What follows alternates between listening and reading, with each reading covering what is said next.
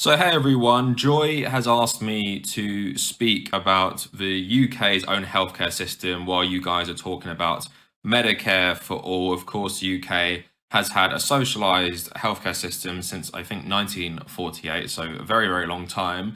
Of course, that was established by a socialist Labour government in the aftermath of the Second World War when the UK was essentially on its knees. So, that's something to keep in mind when you think about people in America who say that America couldn't afford it.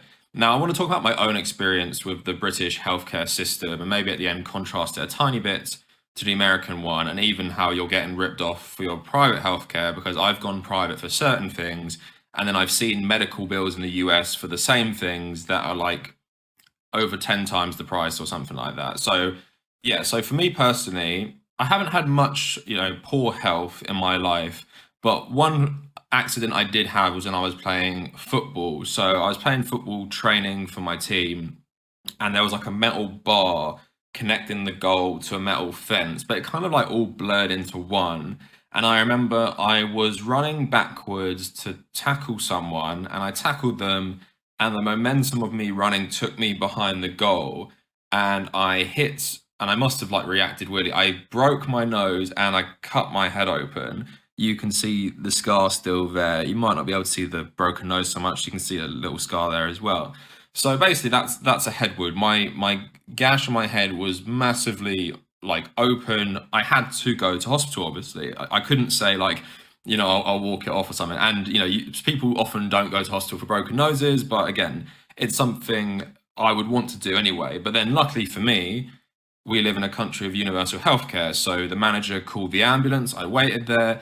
The ambulance came and picked me up, strapped me to the bed, took me into the back of the ambulance, offered me laughing gas. I said no because I didn't want to be put under anything at that time. And then they took me to the hospital, wheeled me into the hospital, waited for about, I guess, 20 minutes or so, then taken into a room. My dad came because he was just worried and my parents worried.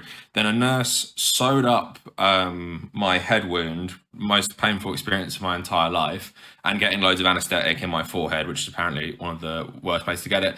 And then I cleaned up the blood and I scheduled a consultant appointment at the same hospital.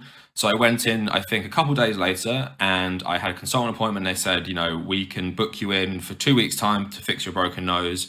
And then if there's anything further you want to do afterwards, you'd have to pay for the cosmetic angle, but your nose is like broken enough, we're going to pay for it on the NHS. So I think 3 weeks after I broke my nose, I go in for the operation. I think it takes like 6 hours. I get there for about 12, leave about 6 p.m. and obviously that's the anesthetic and the waiting room and getting like some food afterwards as well, all paid for by the hospital. And then I have a follow-up appointment just to check how it is, and of course I get the stitches removed as well, and that cost me £0. Of course, that I pay my taxes, I pay my national insurance, which is a special like tax as well to pay for things like healthcare, but no upfront costs, no like £1,000 fee for the ambulance to the hospital, nothing for the operation, nothing for the anesthetic, nothing for the stitches or anything like that. Completely free, no out-of-pocket costs there, paid for by my taxes. And that's why, you want something like universal healthcare,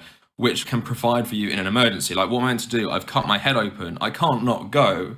But potentially, if I was in the American system, that could, eat all my savings away. Now, I also have had like neurological problems, and because of conservative cuts to the NHS and the pandemic, it was very hard to get an appointment. So I scheduled a private appointment and got an MRI scan for £300. To me, that's a lot of money.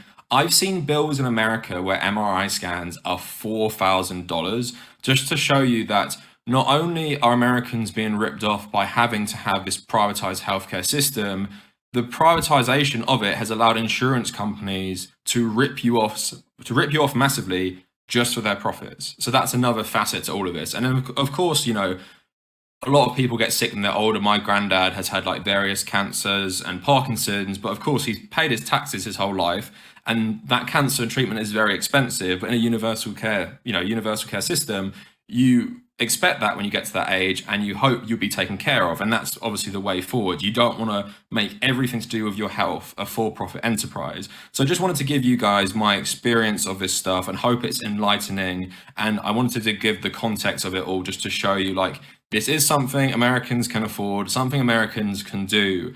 And it's pretty sick and gross to privatize healthcare, and that's why in the UK we have to fight so hard against the conservative privatisation of the NHS that's going on right now.